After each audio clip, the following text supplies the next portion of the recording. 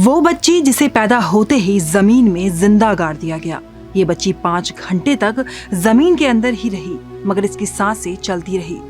शायद धरती माँ को इस बच्ची की मासूमियत से प्यार हो गया था, या फिर धरती माँ ने इस बच्ची की माँ की भावनाओं को भांप लिया हो और इंतजार कर रही हो कि उसकी माँ आए और अपनी बच्ची को लेकर जाए। और ऐसा ही हुआ। उसकी माँ और मौसी रात के घनघोर अंधेरे में आए और अपनी बच्ची को लेकर चले गए। जब ये बच्ची 6 साल की हुई तो इसकी शादी एक 35 साल के आदमी से करा दी गई। इस बच्ची को काफी प्रताड़नाओं से गुजरना पड़ा, मगर फिर भी इसने हार न मानी और बड़े होकर इसने ऐसा इतिहास रचा कि इन्हें पद्मश्री से सम्मानित किया गया। ये कहानी है गुलाबो सपेरा की, जिनका जन्म 1973 को हुआ और जन्म होते ही उन्हें जमीन में जिंदा गाड़ दिया गया। वो भी सिर्फ इसलिए क्योंकि उन्होंने एक लड़की के रूप में जन्म लिया था। लेकिन एक माँ के प्रेम से उसकी बच्ची की सांसें जमीन के अंदर भी चलती रही। गुलाबो सपेरा का असल नाम है धनवंती। इनका नाम ये इसलिए पड़ा क्योंकि इनका जन्म धनतेरस वाले दिन हुआ था। इस शुभ दिन में जन्मी धनवंती को उसके कबीले के लोगों ने बेरहमी से दफना दिया, मगर नियति को तो कुछ और ही मंजूर था। धनवंती की माँ को ये तक मालूम न था कि उसको लड़का हुआ है या लड़की। जब उस माँ ने अपने बच्चे के बारे में पूछा तो लोगों ने उन्हें कहा कि फिर से लड़की हुई है, उसे हम दफना आए हैं। भूल जा तेरे पेट में कोई बच्चा भी था, भूल जा ये 9 महीने। मगर एक माँ कैसे अपने गर्भ में पले अपने बच्चे को भूल सकती थी। उसने लोगों से खूब गुहार लगाई कि मुझे बता दो कि मेरी बच्ची को कहाँ दफनाया है, मैं खुद जाकर उसे निकाल कर ले आऊंगी। मगर सभी गांव वालों ने उसे चुपचाप अंदर जाने को कहा। हताश धनवंती की माँ का साथ देने के लिए उस दिन उसके पिता भी घर पर मौजूद नहीं थे। जिसके बाद धनवंती की मौसी ने उसकी माँ से कहा कि मुझे मालूम है कि बच्ची को कहाँ दफनाया है और हम रात को बच्ची को बाहर निकालने के लिए चलेंगे। धनवंती की मौसी के मन में एक प्रश्न चल रहा था कि क्या बच्ची जिंदा होगी, और उसने अपनी बहन से ये पूछ भी डाला। जिसके बाद बच्ची की माँ ने कहा कि मुझे पूरा यकीन है कि मेरी बच्ची की सांसें चल रही होंगी। जिसके बाद वो दोनों रात को गईं और बच्ची को जमीन से निकाल कर ले आई। जिसके बाद एक माँ का विश्वास जीता और धनवंती जीवित बाहर निकल आई। अगले दिन जब धनवंती के पिता वापस लौटे और उन्हें इस बारे में पता चला तो उन्होंने अपने समाज के लोगों से काफी झगड़ा किया। लोगों ने उन्हें ये तक कहा कि 5-6 घंटे तक जमीन के अंदर रहने के बाद भी ये बच्ची कैसे बच सकती है। इसका मतलब है कि ये कोई चुड़ैल है या भूतनी है जो 5 घंटे तक जमीन में गड़े रहने के बाद भी जिंदा है। इस बात का धनवंती के पिता ने एक खूबसूरत सा जवाब दिया कि जमीन से जिंदा तो धरती माँ की बेटी भी आती है। इसका मतलब है कि मेरी बेटी धरती माँ की बेटी है। काफी झगड़ा हुआ और कालबेलिया समुदाय के लोगों ने एक तरह से धनवंती और उसके परिवार का बहिष्कार कर दिया। अब जैसे जैसे धनवंती बड़ी हो रही थी, उसकी माँ को ये चिंता सता रही थी कि कहीं उनके कबीले के लोग फिर से उनकी बेटी को कोई नुकसान ना पहुंचाए, क्योंकि कबीले के लोगों का कहना था कि एक मुर्दा बच्ची को जमीन से निकालकर बाहर लाए हैं। वो अब भी इस बच्ची को चुड़ैल ही समझ रहे थे, तो वो इस बच्ची को किसी भी हालत में खत्म करना चाहते थे ताकि उनके कबीले के ऊपर लगे इस कलंक को मिटाया जा सके। अब काम करना भी जरूरी था, तो धनवंती के माँ बाप ने इसका एक हल निकाला। धनवंती के पिता एक सपेरे थे जो सांपों की एक टोकरी के साथ गांव-गांव घूमते थे, जिसमें वो इन सांपों को इस्तेमाल कर कई तरह के करतब दिखाया करते थे।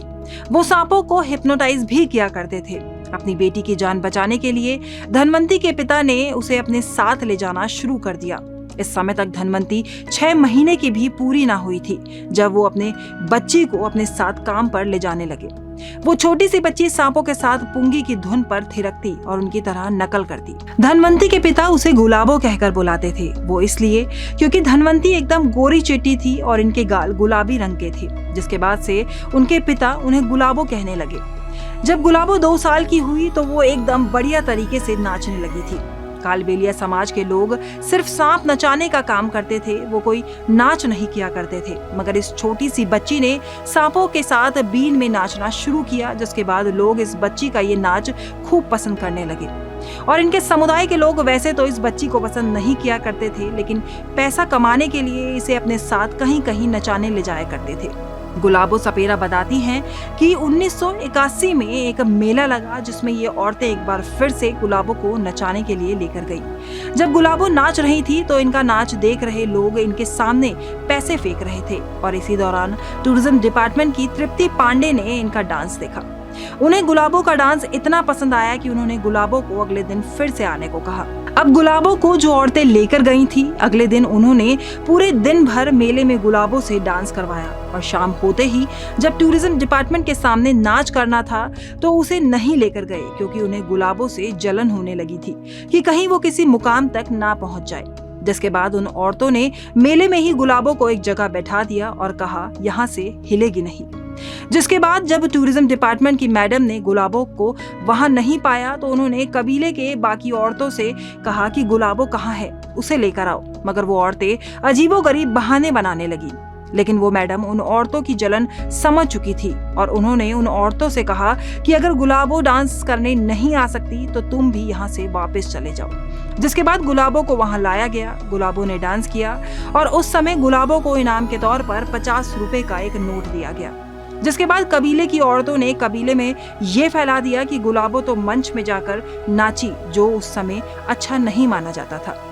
इसके बाद पंचायत बैठी और उन्होंने कहा कि गुलाबो का डांस का भूत उतारने के लिए इसकी शादी करा दो। जिसके बाद गुलाबो के पिता ने जब वो 6 साल की थी तो उसकी शादी 35 साल के एक आदमी से करा दी। कालबेलिया समुदाय में जब किसी लड़की की शादी होती है तो उसके पति को 1 साल के लिए अपने ससुराल में ही रहना पड़ता है। इसी के मुताबिक गुलाबो का पति भी 1 साल तक गुलाबो के घर पर ही रहा और उसने देखा कि ये लड़की तो हर वक्त नाचती ही रहती है। जिसके बाद गुलाबो का पति उसे छोड़कर चला गया। इसके बाद फिर से पंचायत बैठी और उसके परिवार को समाज से हमेशा हमेशा के लिए बाहर कर दिया गया। फिर 15 दिन बाद टूरिज्म डिपार्टमेंट ने रामबाग होटल में अंग्रेजों के लिए एक कार्यक्रम रखा जिसमें सपेरे सांपों को नचाते थे। अब कार्यक्रम में वो मैडम गुलाबो के बारे में पूछती है कि गुलाबो कहाँ है। जिसके बाद इस समुदाय के लोग कहते हैं कि हमारा उससे कोई नाता नहीं है, हम नहीं जानते वो कहाँ है। जिसके बाद उस मैडम ने इन सपेरों को भी वहां से चले जाने को कह दिया। परेशान होकर वो लोग गुलाबो के पिता के पास गए और उन्हें कहा कि तुम्हारी बेटी की वजह से हमारे पेट पर लात पड़ गई, तुम्हारी बेटी को मैडम जयपुर बुला रही है, उसको वहां भेज दो।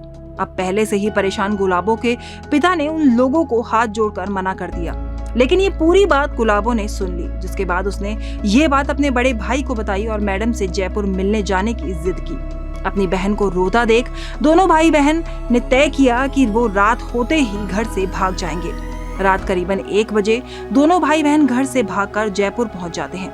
इनके पास देने को बस का किराया तक ना था, लेकिन जैसे तैसे बस कंडक्टर के हाथ पैर जोड़कर वो जयपुर पहुंच गए और उन मैडम को ढूंढने लगे। इस दौरान अपना और अपनी बहन का गुजारा करने के लिए गुलाबो का भाई रिक्शा चलाया करता था और एक दिन दोनों भाई बहन की मेहनत रंग लाई और उन्हें वो मैडम मिल गई। बस इसी के बाद से गुलाबो रुकी नहीं। पहले उन्होंने राजस्थान में अपना कालबेलिया डांस दिखाया, फिर देश के अलग अलग कोनों में इस कालबेलिया डांस की प्रस्तुति दी, फिर धीरे धीरे विदेशों में भी अपना ये नाच प्रसिद्ध किया और फिर कई बॉलीवुड फिल्मों में भी इन्हें देखा गया, जैसे कि बंटवारा, गुलामी, क्षत्रिय, अजूबा आदि। यहाँ तक कि गुलाबो रियलिटी शो बिग बॉस 5 में भी आ चुकी है। इसके बाद साल 2016 में कला और संस्कृति के क्षेत्र में अपना अतुलनीय योगदान देने के लिए इन्हें पद्मश्री से भी सम्मानित किया गया। इस प्रतिष्ठित पुरस्कार के अलावा भी इन्हें कई अवार्ड से सम्मानित किया जा चुका है। उनकी बेटी राखी सपेरा भी उनकी इस कला को आगे ले जा रही है।